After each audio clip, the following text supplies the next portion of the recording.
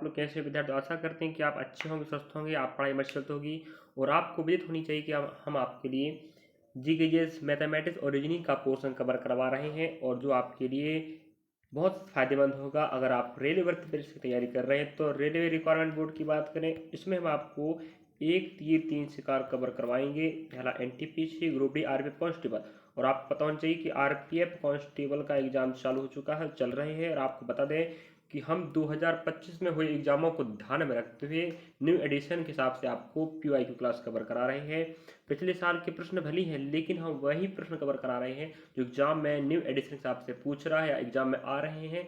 अगर आप यकीन नहीं तो आप यकीन करके एक बार यकीन करें और पढ़ के देखिएगा। और जो विद्यार्थी आप देकर आ चुके हैं उनसे आप लोग जानकारी पता उठा सकते हैं कि प्रश्न किस प्रकार से आ रहे हैं। हम आपको बता दें, बिल्कुल वैसे ही हूबहू प्रश्न आपको हम जो पढ़ा रहे हैं ऐसे ही प्रश्न आपको मिलेंगे, उसी पैटर्न का प्रश्न जो हम पढ़ा रहे हैं एग्जाम में आ रहे हैं। चलिए तो आपको बता देते हैं, हम आपको मैथमेटिक्स कवर करेंगे, रीजनिंग कवर होगा, जीके जीएस भी कवर होगा। ग्रुप डी एग्जाम हम जस्ट उसके लिए साइंस अलग से पढ़ाएंगे ग्रुप डी के लिए, वो हम ऐसे आरपीएफ कांस्टेबल की बात चालू करने वाले, ध्यान रखें। तो 20 मार्च से आपको चालू हो जाएगा साइंस भी, चिंता ना करें।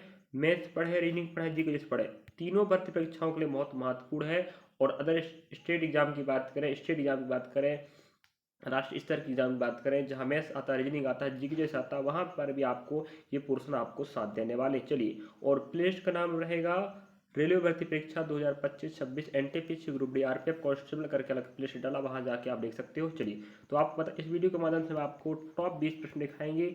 लास्ट तक 20 के 20 प्रश्न रखना है दिमाग में, पढ़ते रहिएगा, सब बनेगा। चलिए, तो प्रश्न देखिएगा। पहला प्रश्न हमें कह रहा है, विश्व विरासत स्थल के रूप में प्रसिद्ध अजंता की गुफाएं निम्नलिखित में से किस स्थान पर है। इस प्रश्न को कितनों बार अनेक भर्ती परीक्षाओं में पूछा जा चुका है। कई बार प्रश्न का रूप चेंज होता, कहते हैं ना, ईश्वर के रूप अलग होते हैं लेकिन ईश्वर एक होता है, लेकिन वही उसी प्रकार से प्रश्न एक होगा, रूप उसके अलग अलग तरीके से पूछा जा सकता है।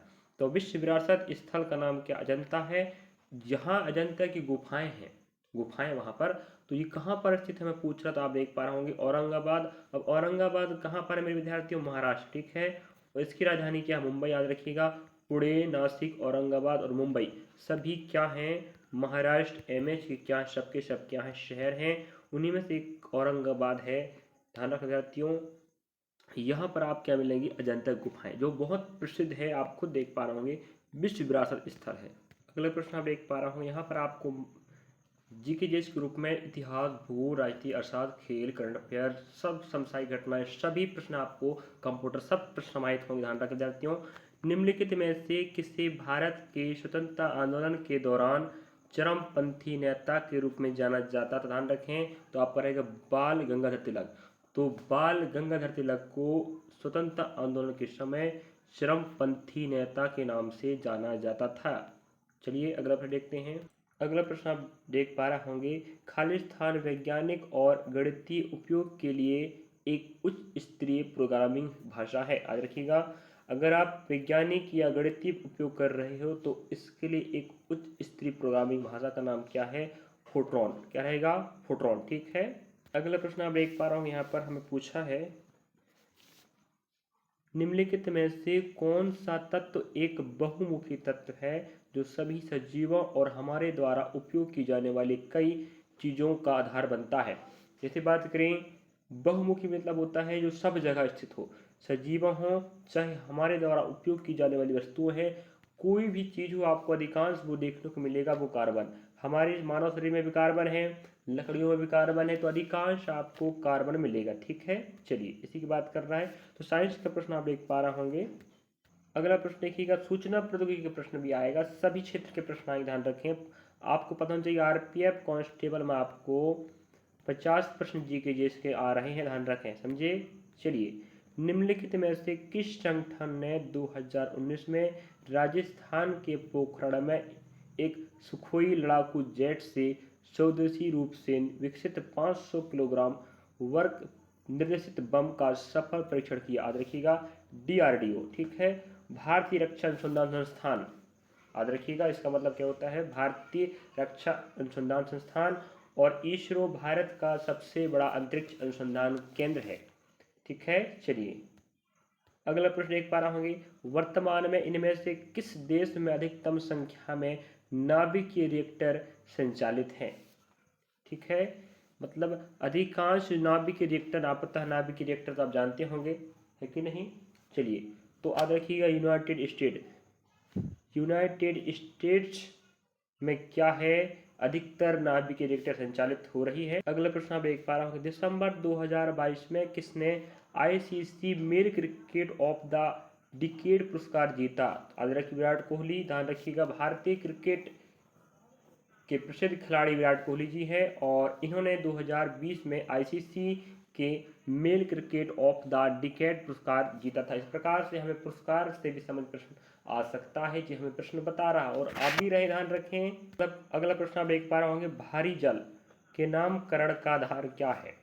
भारी जल आप जानते होंगे, जल का ही एक विशेष परिस्थिति में उसको भारी जल कहा जाता है, तो उसका नामकरण कैसे किया जाता है ये आपको पूछना। देखिएगा, यह प्रोटियम के स्थान पर ड्यूटेरियम का उपयोग किया जाता है जो हाइड्रोजन का अपेक्षाकृत भारी समस्थानिक है। ठीक है, तो भारी जल मतलब क्या होता है, यह प्रोटोनियम के स्थान पर ड्यूटेरियम का उपयोग किया जाता है, ये जो हाइड्रोजन का अपेक्षाकृत भारी समस्थानिक है। ऑप्शन सेकंड आपको राइट आंसर होगा। अगला प्रश्न आप देख पा रहे होंगे, अक्टूबर 2020 तक प्राप्त जानकारी के अनुसार गोवा के मुख्यमंत्री कौन है? याद रखें, हम आपको बता रहे हैं कि प्रश्न थोड़ा पिछले समय का है और पीवाई की क्लास चल रही है, लेकिन हम प्रश्न इसलिए दिखा रहे हैं, आप जानबूझकर आप कहोगे 2020 का प्रश्न 2025 चला, लेकिन क्यों दिखा रहे हो? हम इसलिए दिखाना चाह रहे हैं प्रश्नों को कि भाई इस प्रकार का प्रश्न मुख्यमंत्री वाला प्रश्न पूछा था तो इस समय भी आपको प्रश्न पूछेगा। तो याद रखें, गोवा के उस समय तत्कालीन मुख्यमंत्री कौन थे? प्रमोद सावंत। आप लोग ध्यान रखें, मुख्यमंत्री व राज्यपाल हर राज्य की आपको याद होनी चाहिए। ये प्रश्न हमें कह रहा है, याद कर लीजिए। अगला प्रश्न आप देख पा रहे होंगे, साहित्य के लिए रविन्द्रनाथ टैगोर साहित्य पुरस्कार 2019 किसने जीता? इसके पहले भी हमें एक पुरस्कार आया था, ICC male of the cricket decade पुरस्कार किसने जीता? तो विराट कोहली आया था। अगला आप प्रश्न देख पा रहे होंगे, फिर से हमें पुरस्कार का प्रश्न आया है, वो खेल जगत का था जी। आप साहित्य जगत का पुरस्कार है तो आपको साहित्य, खेल, संगीत सब क्षेत्र के पुरस्कार को पढ़ना पड़ेगा, राष्ट्रीय स्तर के पुरस्कार हो चाहे अंतर्राष्ट्रीय। तो साहित्य के लिए रविन्द्रनाथ टैगोर साहित्य पुरस्कार 2019 से राणा दासगुप्ता ने पुरस्कार जीता था। चलिए अगला प्रश्न आप देख पा रहा हूँ, इनमें से कौन भारतीय रिजर्व बैंक के पहले गवर्नर बने थे? याद रखिएगा विद्यार्थियों, तो भारतीय गवर्नर की बात कर रहा है तो याद रखिए सी डी देशमुख। तो सी डी देशमुख भारतीय पहले व्यक्ति थे जो आरबीआई के गवर्नर बने थे, रिजर्व बैंक ऑफ इंडिया। याद रखिएगा, स्थापना की बात करें तो आपको याद रखना 1 अप्रैल 1935 को पश्चिम बंगाल कोलकाता में हुआ था। उसके बाद 1939 को इसे मुंबई महाराष्ट्र में ला दिया गया मुख्यालय को। उसके बाद फिर 1 जनवरी 1949 को इसका राष्ट्रीयकरण हो गया। याद रखिएगा, अब हम आप कमेंट बॉक्स में आपको बताना होगा होमवर्क रूप में कि वर्तमान में गवर्नर कौन है। ठीक है, चलिए हमें उम्मीद है आप आंसर देंगे और एग्जाम में प्रश्न पूछेगा, याद रखिएगा। प्रश्न हमें बताते हैं कि टॉपिक से प्रश्न आ सकता है। आरबीआई का प्रश्न अभी हमें वर्तमान आरपीएफ कांस्टेबल अभी प्रश्न आ रहे हैं। अगला प्रश्न आप देख पा रहे होंगे, चुंबकीय फ्लक्स की एसआई इकाई क्या है? याद रखिए वेबर। इस प्रकार से आप समझ पा रहे होंगे कि हमें भौतिकी के प्रश्न में आपको एसआई मात्रक आपको पढ़ना पड़ेगा। तो जो चुंबकीय फ्लक्स होती है इसका एसआई मात्रक क्या होता है? वेबर होता है, समझे। और दाब का क्या होता है? पास्कल होता है, रखिएगा, है कि नहीं। चलिए इस प्रकार से प्रश्नों को हमें समझना है कि किस प्रकार से, किस अध्याय से, किस विषय से आपको इतिहास का, भूगोल का, राजनीतिक अर्थशास्त्र का, जियोलॉजी का, बायोलॉजी, जीव विज्ञान का, समय विज्ञान का, भौतिक विज्ञान का, किस टॉपिक से किस प्रकार के प्रश्न आ रहे हैं और ऐसे एग्जाम में आपके आ रहे हैं। अगला प्रश्न आप देख पा रहे होंगे, भगवत गीता का सर्वप्रथम अंग्रेजी अनुवाद किसने किया था? तो याद रखिएगा चार्ल्स विल्किंस। बहुत शानदार प्रश्न है, इस प्रश्न को पहले भी कई बार पूछा जा चुका है। तो हमें क्या बोल रहा है, भगवत गीता का अंग्रेजी में अनुवाद सर्वप्रथम किसने किया था? Charles Wilkins. ये शायद इस बार आरपीएफ कांस्टेबल इसको भी प्रश्न पूछा है।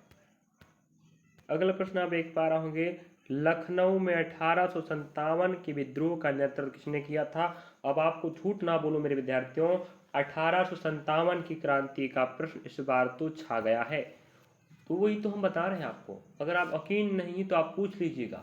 जो विद्यार्थी एग्जाम देख रहा है उससे आप पता करो, उससे पूछिएगा क्या 1857 क्रांति से प्रश्न आ रहे हैं, बिल्कुल बोलेगा सही है, आ रहे हैं। तो वही तो आपको दिखा रहे हैं, आप प्रश्न पकड़िएगा। लेकिन यहाँ पूछ रहा लखनऊ में 1857 क्रांति का नेतृत्व कौन कर रहा था, याद रखिएगा बेगम हजरत महल। और ये प्रश्न बिल्कुल सेम टू सेम आया, महत्वपूर्ण प्रश्न ध्यान रखें। तो जो भी हम प्रश्न आपको पढ़ा रहे हैं 80-90% आपको पेपर में फायदा देगा, और प्रश्नों को पैटर्न समझना है, वही प्रश्न भी रिपीट होगा और उससे संबंधित प्रश्न भी आएगा, आरबीआई के प्रश्न भी आएगा, 1857 क्रांति का प्रश्न आएगा, जो आपको समझना पड़ेगा, समझे। बिल्कुल सेम टू सेम प्रश्न आया, लखनऊ के में कौन था जो नेतृत्व कर रहा था, याद रखिएगा बेगम हजरत महल, प्रश्न पूछा जा चुका है वर्तमान। अगला प्रश्न आप देख पा रहे होंगे, भारत के मुख्य चुनाव आयुक्त का कार्यकाल कितना होता है। आपको भारत के समस्त अंतर्राष्ट्रीय चाहे राष्ट्रीय स्तर के संगठन मुख्यालय कहाँ पर, वर्तमान में अध्यक्ष कौन है, निदेशक कौन, सब पढ़ लीजिएगा। प्रश्न पूछ रहा भारत के मुख्य चुनाव आयुक्त वर्तमान में का कार्यकाल कितना होता है, ये पूछ रहा है। तो अब आपको बता देते हैं, ऑप्शन तीसरा 6 वर्ष या 65 वर्ष की अवधि तक, जो भी पहले हो। मतलब अगर 6 साल कार्यकाल रहेगा, उसका एज है तो 6 के 6 साल काम करेगा।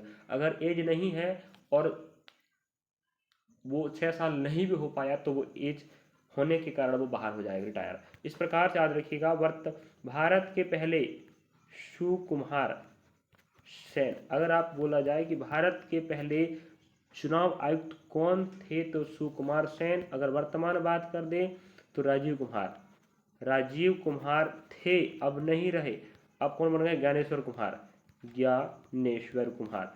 राजीव कुमार, इस ज्ञानेश्वर कुमार जी के पहले थे आपके क्या, मुख्य चुनाव आयुक्त, याद रखिएगा, जिनका कार्यकाल 6 वर्ष या क्या 65 वर्ष, दो में से एक कोई पूरा होनी चाहिए, और राष्ट्रपति द्वारा इन्हें नियुक्ति दिया जाता है। रखिएगा, भारत में जितने भी बड़े बड़े पद हैं उन्हें राष्ट्रपति के द्वारा ही नियुक्त किया जाता है। जी प्रश्न बनता है कि नियुक्ति कौन करता, तो कौन करेगा भाई, राष्ट्रपति। ऐसे शानदार प्रश्न आप एग्जाम में देखने को मिलेंगे। आप पढ़ रहे हो, अच्छी बात है। अगर आप आरपीएफ कांस्टेबल एग्जाम नहीं भी दे रहे हो तो कोई बात नहीं है, एनटीपीसी ग्रुप डी में आप काम आ जाएगा और अन्य भर्ती परीक्षाओं में भी काम आएगा, समझे। अगला प्रश्न आप देख पा रहे होंगे, सुएज नहर जो वाणिज्य के लिए अत्यंत महत्वपूर्ण है, निम्नलिखित में से किस देश में बनाई गई थी, याद रखिएगा। सुएज नहर कहाँ बनाई गई है, ये प्रश्न पूछ रहा है। जो वाणिज्य या व्यापार, जिसे हम कह सकते हैं व्यापार के लिए बहुत प्रसिद्ध नहर का नाम क्या है, सुएज, याद रखिएगा। सुएज नहर क्यों प्रसिद्ध है, क्योंकि यहाँ व्यापार अधिक मात्रा में होता है, क्योंकि यहाँ आवागमन बहुत ज़्यादा है व्यापार संबंधित, जो मिस्र देश में बनाई गई है। और राजधानी की बात करें तो काहिरा, याद रखिएगा, मिस्र की राजधानी क्या होती, काहिरा। अगला अब हमें साइंस का प्रश्न पूछा है, क्रायोजेनिक इंजन में ईंधन के रूप में इनमें से किसका उपयोग किया जाता है। तो क्रायोजेनिक इंजन में ईंधन के रूप में तरल ऑक्सीजन और तरल हाइड्रोजन का उपयोग किया जाता है। थोड़ा सा डिफिकल्ट साइंस का प्रश्न आ गया है, ध्यान रखिएगा। अगला प्रश्न आप देख पाएंगे, यहाँ पर देखिए, अगला प्रश्न आप देख पा रहे होंगे, भारत का राष्ट्रीय पुस्तकालय कहाँ स्थित है। मतलब भारत का सबसे बड़ा राष्ट्रीय जो पूरे राष्ट्र के लिए समर्पित पुस्तकालय वो रहेगा कोलकाता। और कोलकाता कहाँ पड़ता है, पश्चिम बंगाल, याद रखिएगा, जो हमारे भारत के पूर्व में स्थित एक राज्य है, जहाँ के मुख्यमंत्री वर्तमान में कौन, ममता बनर्जी, याद रखिएगा। अगला प्रश्न आपके समक्ष है, निम्न में से कौन सा कंप्यूटर वायरस दस्तावेज की फॉर्मेटिंग को नुकसान पहुंचाता है, इसे एडिट करने की अनुमति नहीं देता, याद रखिएगा, मैक्रो वायरस। तो आपको पता है कंप्यूटर में बहुत सारे वायरस होते हैं, उनमें से एक वायरस का नाम क्या है, मैक्रो वायरस, जो क्या करता है, कंप्यूटर वायरस दस्तावेजों की फॉर्मेटिंग को नुकसान पहुंचाता है और इसे एडिट करने की अनुमति नहीं देता, कौन, मैक्रो वायरस। तो आप समझ जाइएगा, कंप्यूटर के भी प्रश्न आप एग्जाम में आएंगे, मतलब आएंगे, 1 या 2 प्रश्न आने की संभावना है और आ रहे हैं और आते। अगले प्रश्न आप देख पा रहे होंगे, वुड के आदेश पत्र का संबंध निम्नलिखित में से किस सुधार से था, याद रखिएगा। वुड ने एक आदेश दिया था जिसमें आदेश पत्र में क्या लिखा था, शिक्षा से संबंध, तो शिक्षा को सुधार करना ही वुड के आदेश में लिखा था। और इस प्रकार से हम आपके लिए टॉप 20 प्रश्नों का भंडार लेकर आए थे और व्याख्या सहित समझा नहीं पाए इस बार, क्योंकि समय का अभाव रहते हुए, और आप चाहते भी नहीं हो। मैं पहले बोल दिया था कि अगर आप व्याख्या सहित समझना चाहते हो तो कमेंट कीजिएगा, हम आपको व्याख्या सहित भी समझाने का प्रयास करेंगे। क्योंकि आप चाहते ही नहीं तो हम क्यों बताएं भाई। अगर आप कमेंट करेंगे सर हमें पूरा प्रश्नों का ऑप्शन सहित व्याख्या से समझाइएगा, हम आपको ज़रूर समझाएंगे, ज़रूर पढ़ाएंगे, ज़रूर आपके लिए डाटा लाएंगे।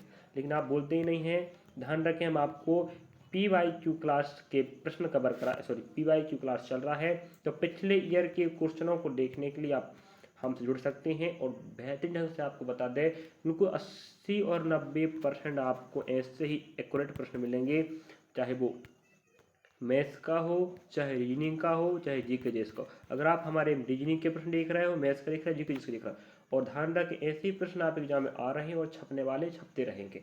अगर जो विद्यार्थी हमें देख रहा पढ़ रहा है, अगर उसको फायदा होता है, पेपर देने के बाद आके हमें कमेंट करेंगे कि सर आपने जो डाटा बताया था, पढ़ाया था, वो हमें बहुत फ़ायदा दिया, हम आपके सहयोग से जितने भी नंबर ला पाए अच्छा कर पाए। अगर आप हमें कंटिन्यू देखते रहोगे, हम आपके लिए बहुत नहीं बहुत अच्छे से जानकारी प्रोवाइड कराते रहेंगे। और मैं हर समय प्रयास कर रहा हूँ आपको सही सटीक और ऑथेंटिक जानकारी देने का, जिससे आपका भविष्य बर्बाद ना हो। क्यों आलतू फालतू जानकारी देंगे भाई, इसमें हमारा भी समय बर्बाद होगा, आपका समय है कि नहीं।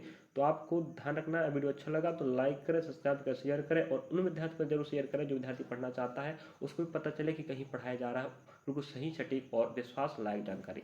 और एग्जाम में प्रश्न आपको बिल्कुल ऐसे ही आ रहे हैं, चिंता ना करें। और आपको बता देते हैं हम कि जीके जीएस का हम एनालिसिस कवर करा रहे हैं आरपीएफ कांस्टेबल का। अगर आप देखना चाहते हो जाके देख सकते हैं, प्लेलिस्ट का नाम रहेगा RPF constable GK GS analysis करके प्लेलिस्ट डाला, जहां पर हम आपको पर डे का करीबन एक शिफ्ट तो कवर करवा देते हैं। ठीक है, एक शिफ्ट कवर होगा पर डे का जब भी एग्जाम होगा। आप दोनों प्लेलिस्ट एक बार विजिट करें और विजिट के साथ साथ पढ़ते रहें, बढ़ते रहें, लास्ट तक सुनिएगा जो भी बात बोलें, क्योंकि बातों के साथ आपका तालमेल होनी चाहिए। हम क्या कह रहे हैं, कई चीज़ें हम लिख के नहीं बता सकते, तो हम उसको बातों से बताते हैं, है कि नहीं। चलेंगे, मिलिए नेक्स्ट पार्ट, मिलेंगे, पढ़ते रहे बढ़ते